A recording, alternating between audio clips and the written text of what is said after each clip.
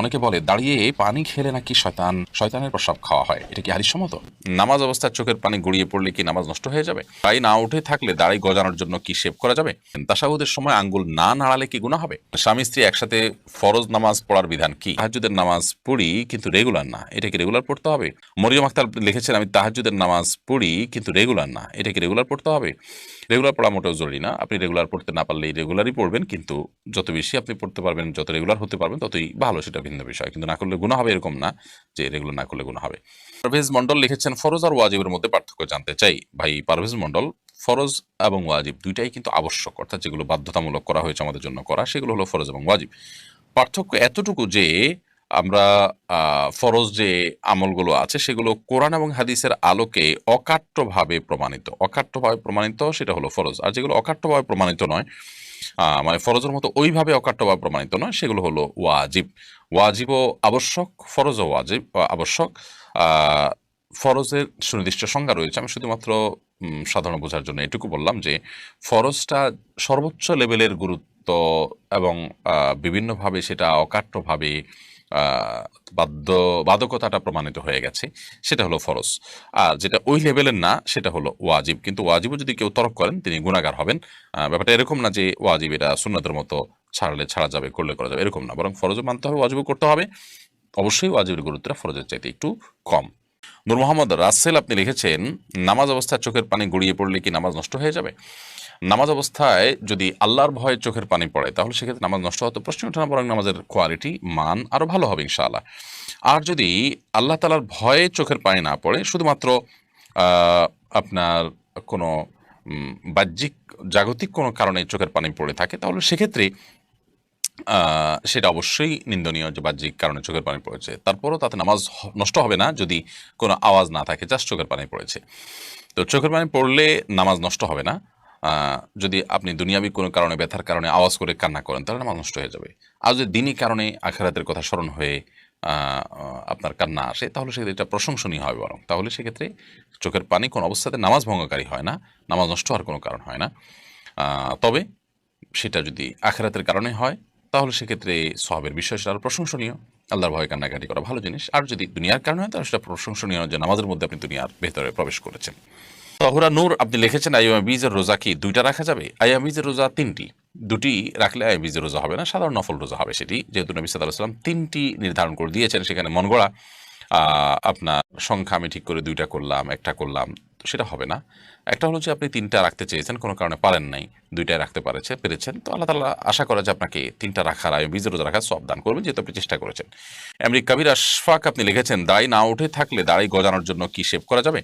দাড়ি না উঠে থাকলে সবর করবেন, দাড়ি না উঠলে তো আপনার গুনাহ হবে না, কিন্তু শেভ করতে যাবেন না। বিশেষ করে দাড়ি নাই সেখানে খালি মুখে আপনি যদি শেভ করেন আপনার ত্বকের জন্য ভালো কিছু হওয়ার কথা নয়, কিন্তু দাড়ি নেই, উপর দিয়ে আপনি শুধুমাত্র শেভ করছেন, কোনো দাড়ি আপনি চাচ্ছেন নাই, তাহলে তো আপনি গুনাহগার হবেন না। বাট আল্লাহ তাআলা ফয়সালার উপরে সন্তুষ্ট থাকা এবং স্বাভাবিক অবস্থার জন্য অপেক্ষা করাই হলো বুদ্ধিমানের কাজ। কোনো মেডিসিন ব্যবহার করা বা এরকম কোনো কিছু না করাই উচিত। কিন্তু যদি কেউ করেন তাহলে গুনাহ হবে না, যেহেতু তার দাড়ি নেই যে তিনি দাড়ি শেভ করার গুনাহগার হচ্ছেন। অ্যাঞ্জেলিনা এআইডি থেকে আপনি লিখেছেন, জন্ম মাসে বিবাহ করা যাবে না, এই কথা কি সঠিক? দেখুন, জন্ম মাসের সাথে বিবাহের কোনো সম্পর্ক নাই। যে মাসে জন্ম হয়েছে ওই মাসে বিয়ে হতে পারে, যে তারিখে জন্ম হয়েছে ওই তারিখে বিয়ে হতে পারে, এগুলো কুসংস্কারের জন্য কথা যে ওই মাসে বিয়ে করা যাবে না। মোহাম্মদ জনি লিখেছেন, মোবাইলে ভালো খারাপ দুইটাই থাকে, খারাপটাই বেশি। এখন মোবাইলে কোরআন শরীফের অ্যাপস ডাউনলোড করে কোরআন শরীফ পড়া যাবে কিনা? মোবাইলে ভালো মন্দ দুইটাই থাকে, তারপরও আপনি মোবাইলে কোরআন কারীমের অ্যাপ ডাউনলোড করে সেটা আপনি সেখান থেকে কোরআন তেলাওয়াত করতে পারবেন। তবে খারাপ কোনো কিছু যদি মোবাইলে থাকে সেটি দূর করার উদ্যোগও আপনাকে গ্রহণ করতে হবে। হ্যাঁ, খারাপ জিনিস মুসলমানের জন্য থাকা জায়েজ নাই। এমনকি কোরআন মাজিদ এর অ্যাপ যদি নাও থাকে তারপরও খারাপ কিছু মোবাইলের মধ্যে রাখা জায়েজ নেই। অতএব দেখতে হবে যে সেখানে খারাপ কোনো কিছু আপনি রেখেছেন কিনা। যদি রেখে থাকেন তাহলে মোবাইলে কোরআনের অ্যাপ থাকুক আর না থাকুক, সর্বাবস্থায় আপনার এই কাজটা বর্জন করা দরকার। শাহিনুর রহমান রাকিব আপনি লিখেছেন, তাশাহুদের সময় আঙ্গুল না নাড়ালে কি গুনাহ হবে? তাশাহুদের সময় আঙ্গুল না নাড়ালে গুনাহ হবে না। তাশাহুদের সময় আঙ্গুল নাড়ালে যে আমরা নাড়াতে যে আমরা বাধ্য, বা আঙ্গুল নাড়ানোর জন্য আমরা যে আমাদের উপরে ফরজ করা হয়েছে, ব্যাপারটা সেরকম না, বরং এটি সুন্নাহ একটি কাজ, করলে সওয়াব হবে, না করলে গুনাহ নেই। আমরা যখন তাশাহুদের জন্য বলবো, তাশাহুদ শুরু করবো, আঙ্গুল দিয়ে আমরা ইশারা করবো। আমরা যখন আল্লাহ তাআলা সাক্ষ্য দেই, তাশাহুদের মধ্যে মূলত সাক্ষ্যটাই মূল। আশহাদু আল্লা ইলাহা ইল্লাল্লাহ ওয়া আশহাদু আন্না মুহাম্মাদুর রাসূলুল্লাহ, আমি সাক্ষ্য দিচ্ছি আল্লাহ ছাড়া সত্যিকার কোনো মাবুদ নাই, মুহাম্মদ সাল্লাল্লাহু আলাইহি ওয়াসাল্লাম আল্লাহ তাআলার রাসূল। এই কথাগুলো মুখে যখন আমি বলি তখন আঙ্গুল তুলেও আমি সেই মুখের কথার সাথে মিল রেখে আমি সাক্ষ্য দিয়ে থাকি। এই জন্য এটি সুন্নাহ, কিন্তু এটি কোনো কারণে না করতে পারলে নামাজ হয়ে যাবে এবং কোনো গুনাহ হবে না। নুজহাত হাসান আপনি লিখেছেন, সাহু সিজদার নিয়ম কি? নামাজের কোন সময় আদায় করতে হবে? সাহু সিজদার নিয়ম হলো যে আমরা সালাতে যদি কোনো প্রকার ওয়াজিব তরক করি তাহলে নামাজ শেষে 2টা সিজদা দিতে হবে, দিয়ে আমাদের নামাজ শেষ করতে হবে এবং এটি শেষ করতে হবে এটি আদায় করতে হবে নামাজের একেবারে শেষ মুহূর্তে এসে। তুলিশ শেখ আপনি লিখেছেন, একজন মুসলিম পুরুষের দায়িত্ব কর্তব্য কাদের প্রতি বেশি, স্ত্রী সন্তান নাকি ভাই বোনদের?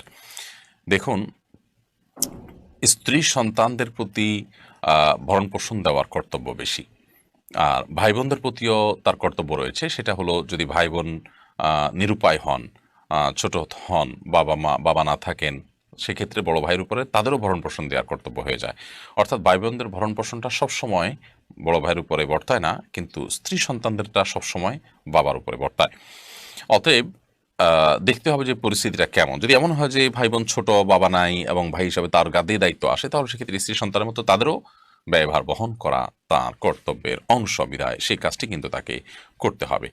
তো এটা আপেক্ষিক বিষয়। তবে হ্যাঁ, এটা ঠিক যে স্ত্রী ও সন্তানদের প্রতি সম্পদ খরচ করা, ব্যয় করা, এটা তার উপরে কর্তব্য। স্ত্রীর ব্যাপারটা হলো যে স্ত্রীর সাথে যতদিন বৈবাহিক সম্পর্ক আছে ততদিন তার ভরণ পোষণ দেওয়ার কর্তব্য, কিন্তু সন্তানদেরটা সবসময়ের জন্য, ভাই বোনদেরটা সবসময়ের জন্য, বিশেষ করে যতদিন তার প্রাপ্তবয়স্ক না হয়।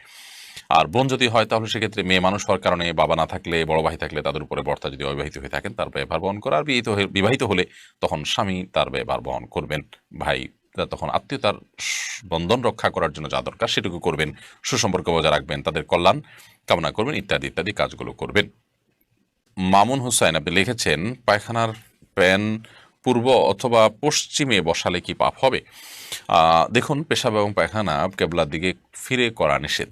অতএব পূর্ব বা পশ্চিম দিকে বসালে সেটি গুনাহ হবে অবশ্যই, বরং উত্তর দক্ষিণে করা উচিত, বা পূর্ব পশ্চিমকে অ্যাভয়েড, মানে কেবলাকে অ্যাভয়েড করা উচিত। কেবলাকে সামনে কিংবা পিছনে রেখে টয়লেটের ওয়াশরুমের কাজ সারা উচিত না। যারা পৃথিবীর বিভিন্ন দেশে বসবাস করছেন সে সমস্ত দেশে এই সুযোগ নেই, যেখানে নাই নিরুপায় সেখানে আপনি সম্ভব হলে কেবলাকে অ্যাভয়েড করে বসবেন, আর সম্ভব যদি না হয় কোনোভাবে তাহলে সেক্ষেত্রে এটা বড় কোনো গুনাহ হবে না। তারপর আপনি নিরুপায় হিসাবে আশা করা যায় আল্লাহ তাআলা আপনাকে মাফ করবেন। তবে যদি সেখানে সেটা পরিবর্তন করার কোনো স্কোপ থাকে, সুযোগ থাকে, সেই উদ্যোগ আপনার নেওয়া উচিত। আর এই জন্যই তো অমুসলিম প্রধান দেশে, সমাজে বসবাস করার ব্যাপারে ইসলাম নিরুৎসাহিত করেছে, কারণ সেখানে দিন এবং ইসলাম পরিপূর্ণভাবে পালন করা সম্ভব হয় না। শফিক মাহমুদ আপনি লিখেছেন, স্বামী স্ত্রী একসাথে ফরজ নামাজ পড়ার বিধান কি? তারা আর আর পড়া গেলে একামত দেয়া লাগবে কিনা একটু বলবেন। হ্যাঁ, স্বামী স্ত্রী একসাথে ফরজ নামাজ পড়তে পারেন এবং সেক্ষেত্রে স্বামী ইমামতি করবেন, স্ত্রী তার ঠিক পেছনে দাঁড়াবেন, পাশে দাঁড়াবেন না। নর্মালি স্বামী স্ত্রী একসাথে যখন জামাতে দাঁড়ান তখন যেরকম স্বামী স্ত্রী একজন সাধারণ দুজন পুরুষ যখন একজন ইমাম একজন মুক্তাদি হন তখন যেরকম পাশাপাশি থাকেন, স্বামী স্ত্রী আপনার একসাথে জামাতে নামাজ পড়লে তখন কিন্তু ব্যাপারটা সেরকম থাকে না, বরং সেখানে স্বামীকে সামনে আর স্ত্রীকে পেছনে দাঁড়াতে হয়। এবং এই ক্ষেত্রেও স্বামী তার স্ত্রীর ইমামতিও করবেন, আবার একামত দিবেন, একামত দিয়ে তারপর তিনি ইমামতি করবেন। রোমানা তানহা আপনি লিখেছেন, আমার 6 বছরের একটা মেয়ে প্রায় 1 মাস অসুস্থ থাকার পর মারা গেছে, সে কি জান্নাতি? আমি প্রায় স্বপ্নে দেখি ও অসুস্থ, এর কারণে ওর জন্য আমাদের করণীয় কি? দেখুন, একটা ছোট বাচ্চা মানুষ মারা গেছে, আশা করা যায় আল্লাহ তাআলার কাছে সেই জান্নাতের মেহমান হবে। তবে এই বাচ্চা, তার জন্য আপনাদের কিছু করার নাই, আপনারা দোয়া করবেন যেন সে আপনাদের জন্য সুপারিশকারী হতে পারে, কিয়ামতের ময়দানে যেন সেই সৌভাগ্য আপনাদের অর্জন হয়, সেই সুযোগ যেন আল্লাহ তাআলা দান করেন, এই দোয়াটা করতে থাকবেন। এর বাইরে আর কোনো বিশেষ কিছু করার নেই। আর 1 মাস পর অসুস্থ ছিল, তারপরে মারা গেছে, স্বাভাবিক যে আপনারা তাকে স্বপ্নে দেখবেন, এবং অসুস্থতার সেই দৃশ্যগুলো যেহেতু বারবার আপনাদের স্মৃতিতে ভেসে ওঠার কথা সাধারণ অবস্থাতেও, অতএব ঘুমের মধ্যে এটা দেখা অস্বাভাবিক কিছু নয়। অতএব এটাকে ভিন্ন কোনো ব্যাখ্যা বা মানে সূক্ষ্ম ইঙ্গিতমূলক কোনো কিছু বলে আমি মনে করছি না। এমনি শাওন আপনি লিখেছেন, ইচ্ছা করে নামাজ কাজা করে পরে কাজা নামাজ আদায় করলে কি সে ব্যক্তি কাফের হয়ে যাবে? ইচ্ছে করে যদি আপনি নামাজ কাজা করেন তাহলে সেক্ষেত্রে পরবর্তীতে আদায় করেন তো আদায় হয়ে যাবে, আপনি দায়মুক্ত হয়ে গেলেন। কিন্তু ইচ্ছাকৃতভাবে নামাজ ত্যাগ করা এটা কুফুরি। এই কুফুরি করলেই মানুষ কাফের হয়ে যাবে ব্যাপারটা সেরকম না। এটা নিয়ে ওলামাদের মধ্যে মতপার্থক্য আছে। ইচ্ছাকৃতভাবে সালাত ত্যাগ করা সম্পর্কে হাদিসে বলা হয়েছে, মান তারাকা সালাতা মুতাআম্মিদান ফাকাদ কাফারা, যে ব্যক্তি ইচ্ছাকৃতভাবে সালাত ত্যাগ করলো সে ব্যক্তি কুফরি করলো। এখানে কুফরি করলো বলতে কাফের হয়ে যাওয়ার অর্থটা যেমন হতে পারে, আবার সেটার ব্যাখ্যা জাস্ট কুফরি করেছে, এটা কুফরি কাজ। সব কুফরি কাজ বা সব কুফরি মানুষকে কাফেরে পরিণত করে না। ছোট একটি পার্থক্য এখানে আছে। তো এই জন্য ওলামাদের বা ইমামদের এবং এক্ষেত্রে স্কলারদের একাধিক মত রয়েছে। অনেকেই বলেন যে ইচ্ছাকৃতভাবে ঠান্ডা মাথায় জেনে শুনে সালাত ত্যাগ করলে তার ঈমান থাকে না। অন্যরা অবশ্য বলেছেন যে এরকম অবস্থাতেও মানুষের ঈমান থাকে, যদি তার মধ্যে পরবর্তীতে অপরাধ বোধ কাজ করে বা ওই সময় অপরাধ বোধ কাজ করে, তাহলে সে বেঈমান হয় না। তো এই দ্বিতীয় মতটি অধিকতর শক্তিশালী আমরা মনে করি।